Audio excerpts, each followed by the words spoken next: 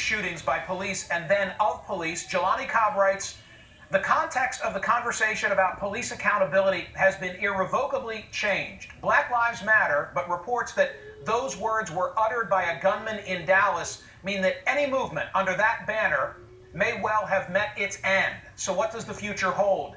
Joining me now, Vanderbilt University law professor Carol Swain and civil rights attorney Ariva Martin. Professor Swain, Black Lives Matter, the movement has become a political flashpoint. I saw a Drudge headline which said, Black Lives Kill. Is this the end of the Black Lives Matter movement? I would hope so, because I believe that it has been a very destructive force in America. And I urge all of your viewers to go to their website and look at what they're really about. It's a Marxist organization all about black liberation. It's not really addressing the real problems affecting African Americans. And so it's problematic. It's misleading black people. It needs to go. Ariva, your response? That is absolutely ridiculous. Black Lives Matter has done more to move the needle on reforms in the criminal justice system than elected officials and community leaders all over this country. I live in Los Angeles.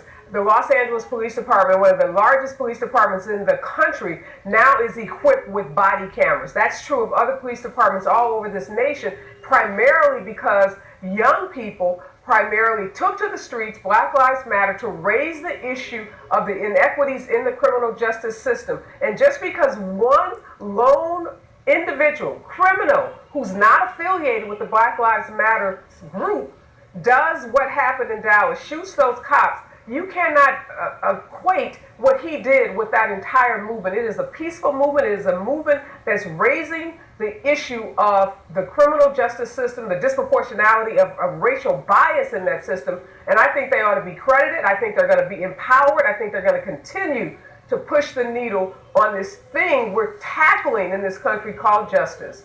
Professor Swain, I think I hear you say that you're not excoriating the movement just for the actions of this lone gunman, but rather you've looked at what the group purports to stand for itself, and you don't like what you see. No, I don't like what I see. It's pure Marxism. It talks about state violence, genocide. All of those are buzzwords that are quite destructive. And again, I urge your viewers to go to the Black Lives Matter's website and read their own definition of what does Black Lives Matters mean. And in the case of the two recent police shootings, videos don't tell the entire story. And if you look and dig further, in the case of the shooting in Louisiana, the guy was a convicted felon. He had an illegal gun and he resisted arrest. And so we get part of the story. And in the case in Minnesota, where you had the girlfriend that videotaped, where there are other videotapes that she has on her Facebook page that she has live streamed. And in one of them, she and her boyfriend, they're sitting in their car, smoking reefer with the child in the background. And so that video is out there. And so we have to look at the credibility of the witnesses. We need to not rush to judgment. And I find the media, they're putting too much focus on the videos before we had the facts. Ariva, respond to that.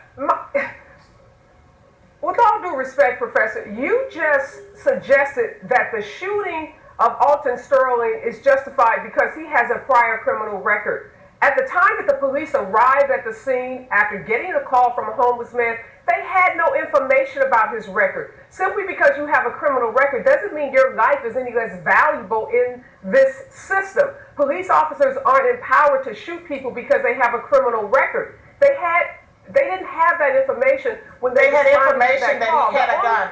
They knew he had a gun, and it turned out to be an illegal gun. Can I finish? It turned out to be illegal. I allowed you to finish. Please, Ariva. Professor, let her finish. Go ahead.